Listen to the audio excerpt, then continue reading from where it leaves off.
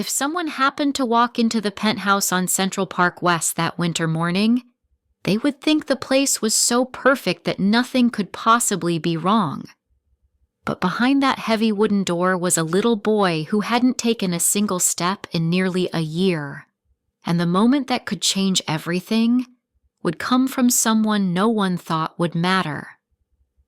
Camille Foster had never imagined she would set foot in this world, a place where silk drapes pooled on the floor, crystal chandeliers cast a warm but artificial glow, and each tile on the floor could pay her family's rent for an entire year.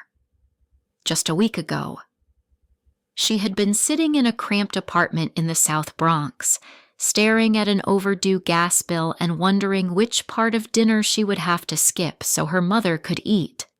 Her father, the man Camille respected most, had died suddenly when she was just 18.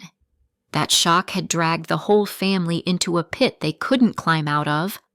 From the dream of going to college, getting a steady job, to the simple wish of planting a few flowers in front of the house, all of it had been wrapped up and stored away in a drawer labeled later.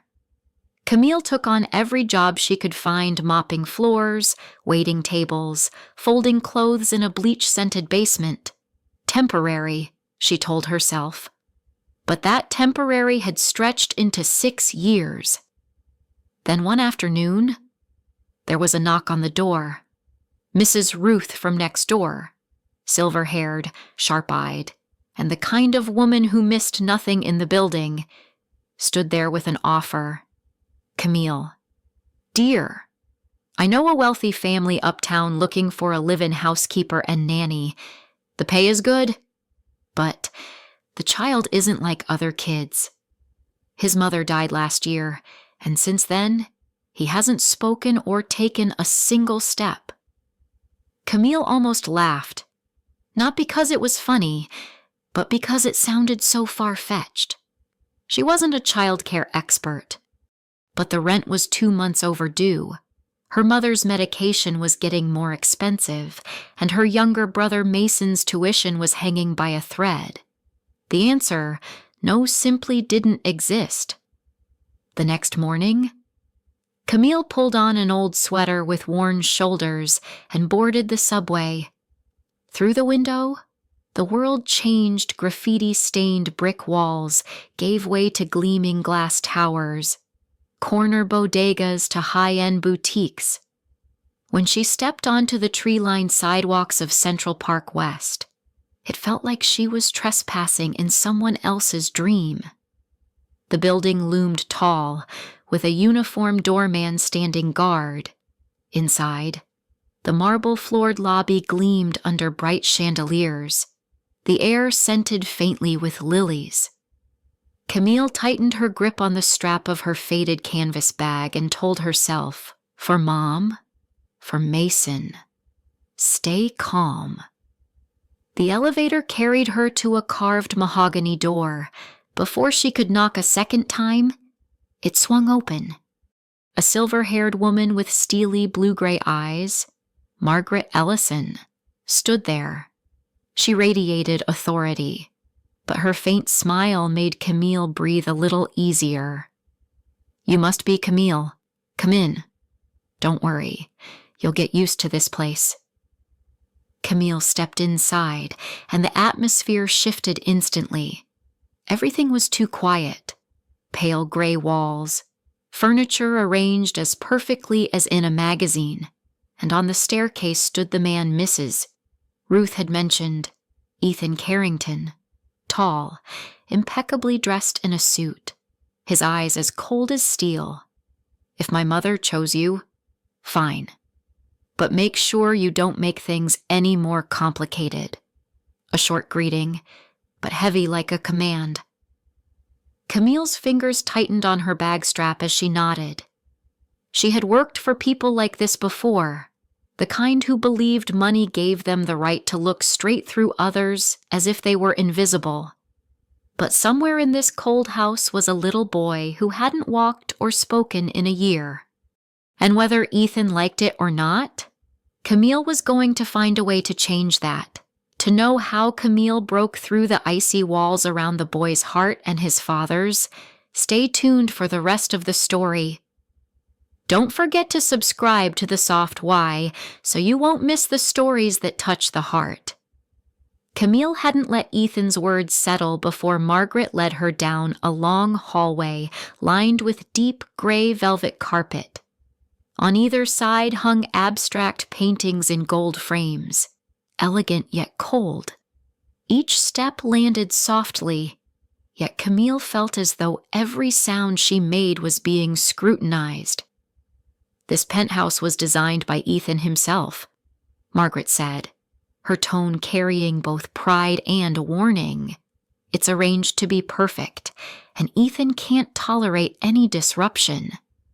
Camille nodded, remaining silent. In her mind, she filed away every word. She can't tolerate disruption, meaning every movement and every sentence she speaks here has to be measured. They stopped before a white-painted door. Margaret pushed it open, revealing a sunlit room with pale blue walls. Toys sat neatly on shelves, picture books lined up in perfect rows. Only one thing was missing life. Sitting on the rug near the window was a little boy, about 4 years old. His tousled golden hair caught the light, and the oversized navy sweater he wore made his small frame seem even more fragile. Wide gray eyes gazed outside, as if searching for something in another world. In his arms, he clutched a worn stuffed rabbit, its ears crumpled. "Noah, this is Camille," Margaret said softly, as though afraid to startle him. The boy didn't turn, didn't blink, didn't speak. Camille lowered herself to her knees, keeping just enough distance not to intrude on his safe zone. Quietly, she set down her canvas bag and pulled out a frayed picture book. Her voice was low and warm. Once upon a time, in a sunlit forest. Pages turned with a faint rustle, carrying the scent of old paper. Noah didn't move. He only tightened his hold on the rabbit. Camille knew that feeling. She had once clung to something old and familiar, as if it were the only thread keeping her tethered to the world. Margaret's hand rested lightly on Camille's shoulder as she whispered, "Since his mother, Isabella, passed, he hasn't spoken or stood up. Doctors, specialists, all of them have given up." The words struck a familiar ache. At 10 years old, Camille had spent hours by the window, waiting for her father to come home. The night he died, the rain poured in sheets, and no one answered her question. Why she closed the book and simply sat, letting the silence flow.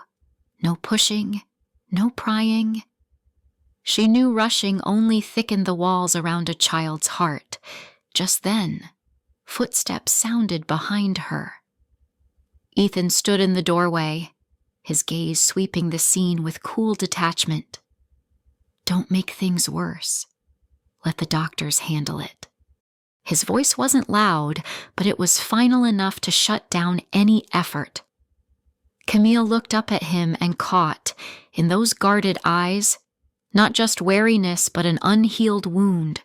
Still, Ethan turned away, leaving behind the scent of expensive cologne and an air heavy with tension. Margaret sighed.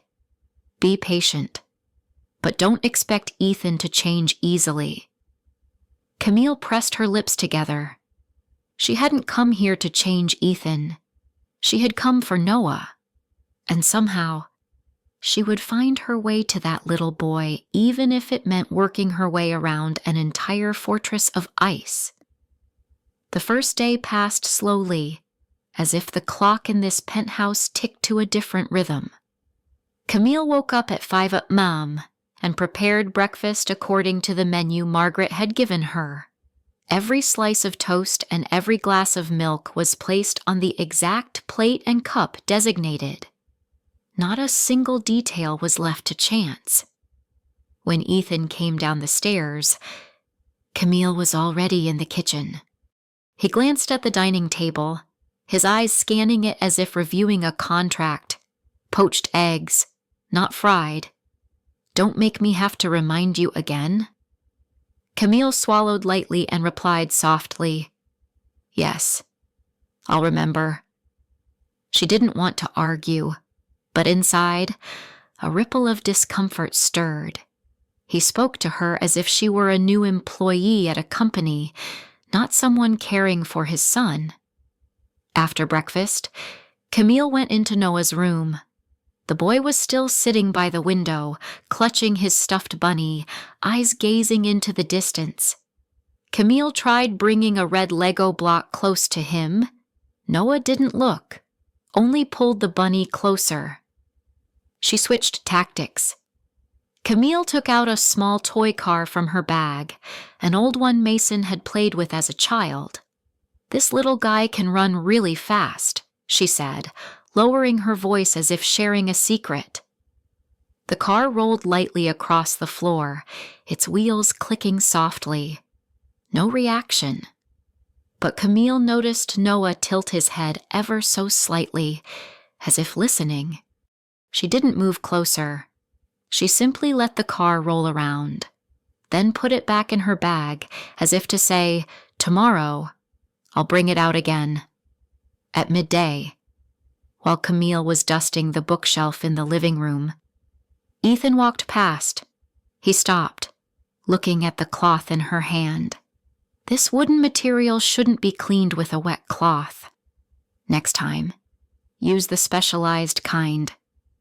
Camille looked up, catching an expression that was part reminder, part warning. She pressed her lips together and stayed calm. "I understand. It won't happen again." But inside, Camille began to see the invisible wall she had to climb. It wasn't just the perfectionist habits of a wealthy man. It was near absolute control over the house, over the staff, and most of all, over Noah. In the afternoon, Margaret called Camille into the kitchen. "Don't let Ethan's words discourage you. He lost Isabella too suddenly. Since then, he's tried to control everything to keep Noah safe. But that very thing makes Noah withdraw even more." Camille listened quietly, then asked softly, "Does he ever play with Noah?" Margaret hesitated, then shook her head. "Not much. Usually, Ethan just checks in with the doctor or therapist. He's afraid. If he gets too close, he might lose him again." That sentence made Camille realize that behind Ethan's coldness was a fear he tried to hide. But that fear was pushing Noah deeper into an empty space. Late in the day, Camille returned to Noah's room. Outside the window, the sky had turned amber. She sat down on the carpet and took out the comic book from the other day. Without forcing Noah to look or respond, she simply read aloud. Her voice blended with the fading light, warm and steady. This time, she saw the small shoulders relax just a little, only a bit. But for Camille, it was enough to know that Noah's wall now had a small crack, and if she were patient, she could widen it. Meanwhile, from a distance, Ethan's figure appeared in the hallway. He stood there for a few seconds, neither entering nor leaving. His eyes passed over his son, then stopped on Camille just briefly, but enough for her to sense something he was watching, not just to catch mistakes, but because he still didn't understand what she was doing in the world he had always controlled completely. On the third day, rain began to fall early in the morning. The droplets tapped softly against the living room window, blending with the ticking of the clock to create a cold, steady rhythm. Camille carried a breakfast tray into the kitchen and saw Margaret slowly pouring tea. "Has Ethan come down yet?" she asked, trying to keep her voice neutral. Margaret gave a small shake of her head. He's probably busy on a call. Then she glanced toward the window. Noah will be home today, so there will be no therapy session. You just do what you think is best. It sounded like permission. Camille thanked her, then took Noah's breakfast upstairs. The boy was still in the same spot, his gaze fixed on the raindrops sliding down the glass. "Good morning, Noah," she said, setting the tray on the small table. Without waiting for him to respond, Camille pulled a blue dinosaur hand puppet from her bag. The puppet bobbed its head in greeting to Noah, then fell gently to the floor. Camille smiled softly. "Oh, what a clumsy dinosaur." She picked it up and repeated the fall, this time making it slide right into Noah's stuffed rabbit. A tiny sound escaped from him, not quite a laugh, but entirely different from the silence before. Camille felt a quiet surge of joy, but didn't show it too much. She let the game end naturally, placing the puppet beside him so Noah could decide whether to touch it or not. But the moment didn't last. Heavy footsteps echoed in the hallway, and then Ethan appeared at the door. His gaze swept over the puppet, then to Noah, and finally landed on Camille. "What are you doing?" His voice was hard as steel. Camille looked up, keeping her composure. "I'm just trying to help Noah feel more comfortable." "Comfortable." Ethan stepped inside, positioning himself between her and Noah. "We have a treatment plan, not some made-up distractions." Camille's hand tightened slightly as she swallowed the sting of being undermined. For a child, especially one who doesn't speak, even small reactions matter.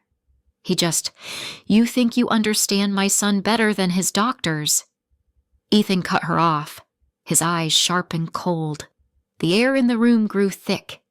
Noah shrank back, clutching his rabbit tighter, his eyes darting quickly between them.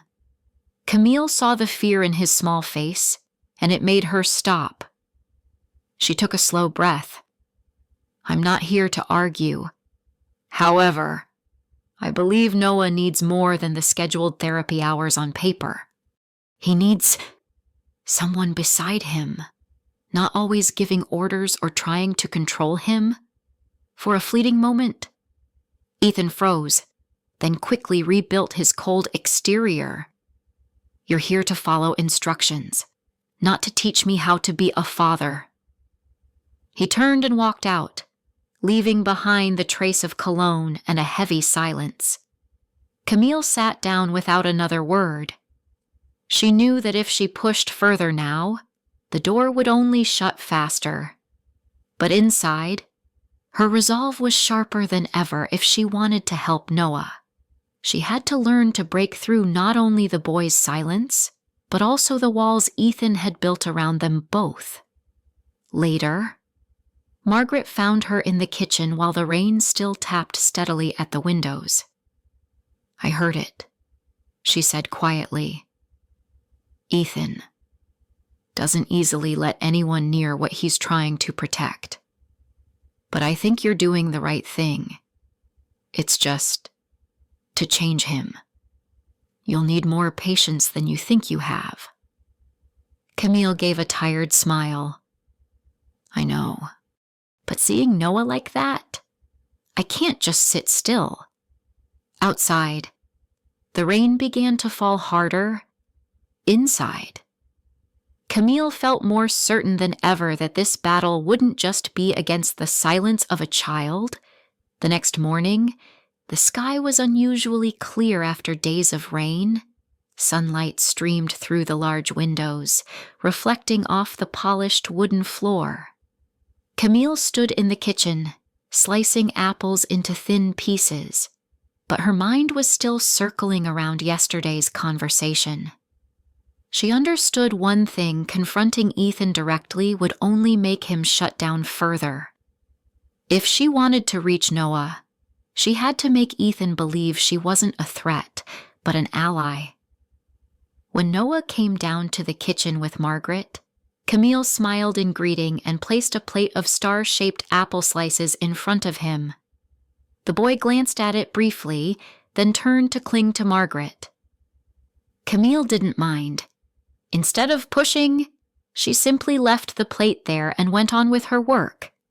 While Camille was washing dishes, Margaret leaned in close and whispered, "Today, Ethan will be out meeting a client until noon. You might get some time alone with Noah. An opportunity." Camille gave a small nod.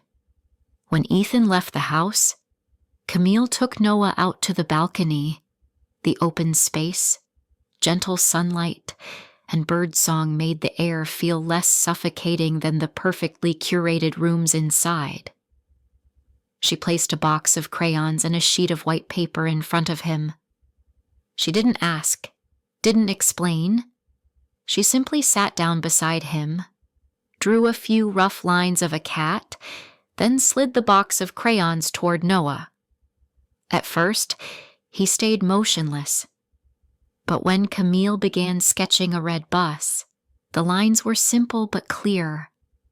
Noah's eyes lingered a little longer. She deliberately paused at the wheels, leaving the space empty as if waiting for someone else to finish them. Unexpectedly, the boy's small hand reached out, picked a black crayon, and drew a circle on the paper. One circle, then another. Camille said nothing, but her heart raced. This was the first time Noah had taken the initiative to join in something she was doing.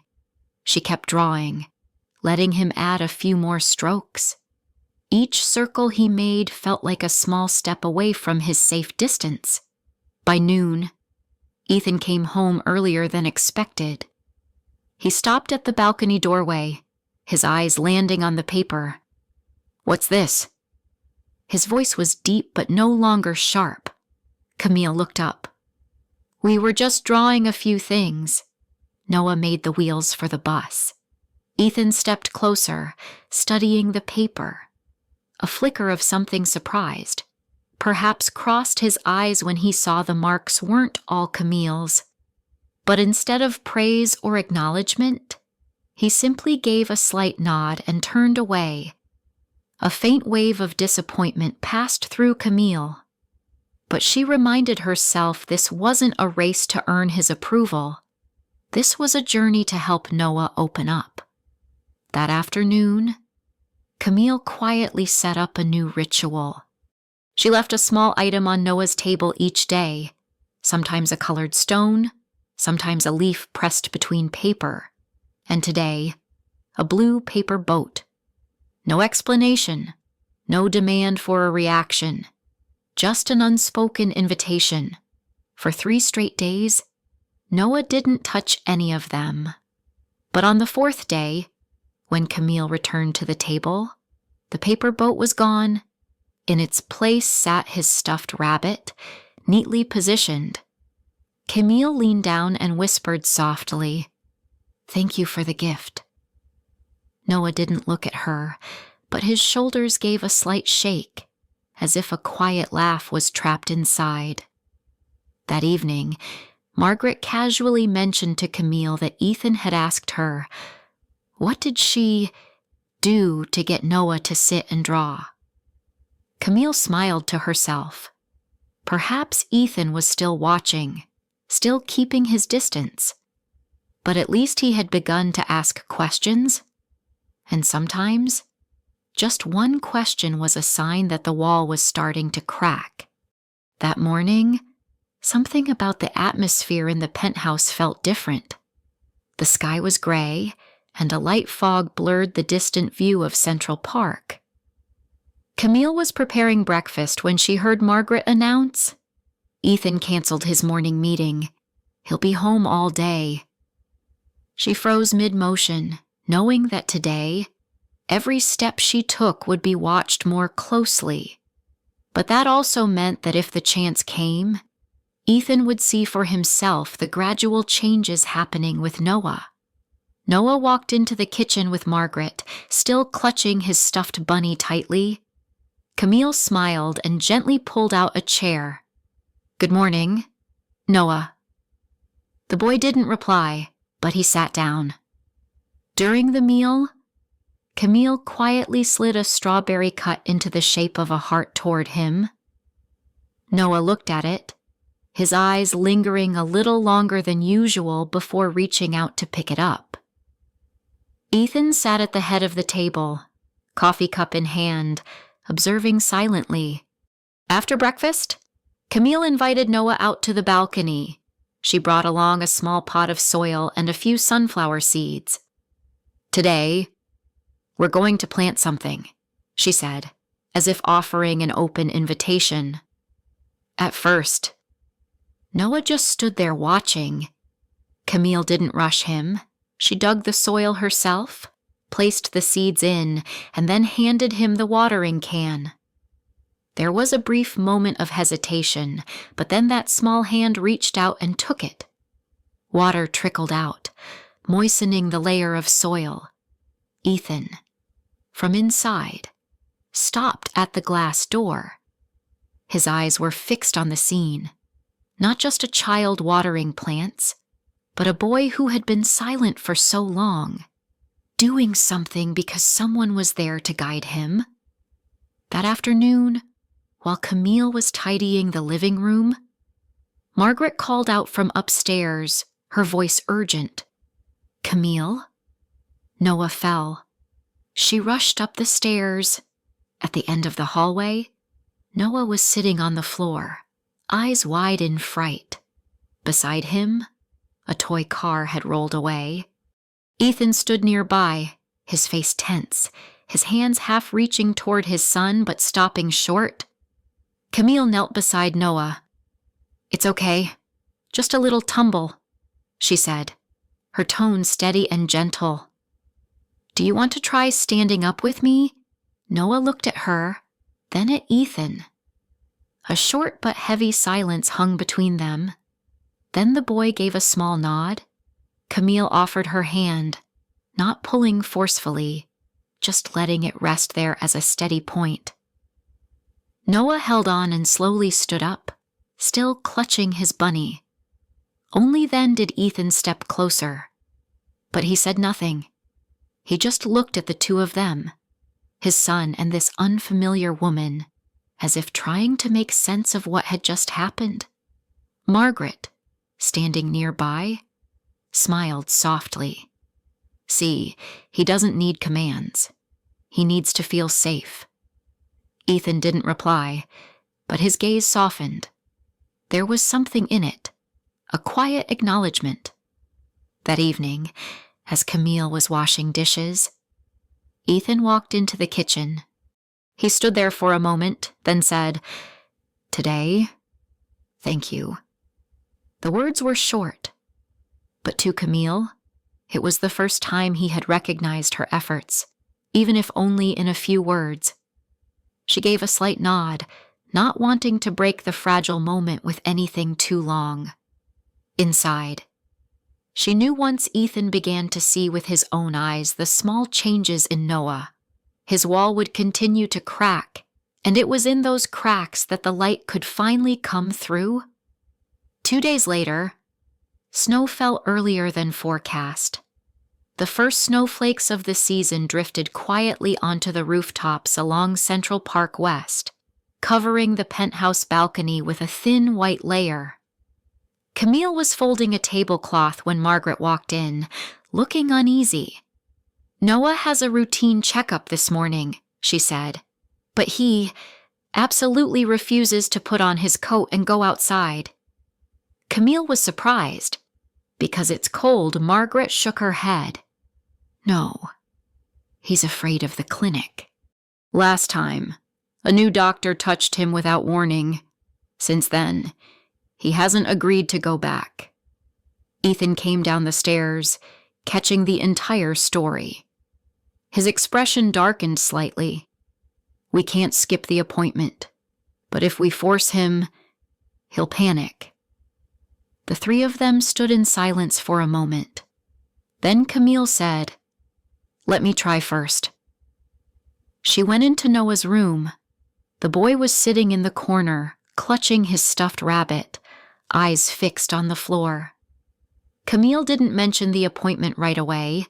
Instead, she sat down, placed the coat beside her, and began telling a made-up story. Once upon a time, there was a little rabbit who had to go out in the winter to meet a friend who was very good at healing. The little rabbit didn't like going anywhere, but there was a secret. That friend always had candy in his pocket.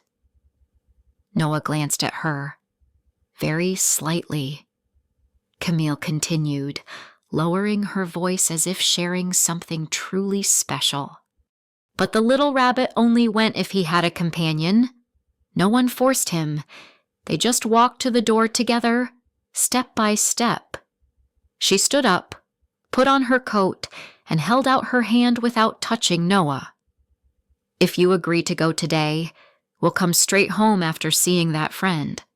And I'll let the rabbit come along." There was a pause. Then Noah slowly placed the rabbit in her hand, as if testing her trust. Camille bent down with a gentle smile. "So, we have a deal." Ethan appeared at the doorway, clearly having heard everything. He didn't interfere. He just stood still, his eyes following every movement. The trip to the clinic wasn't easy.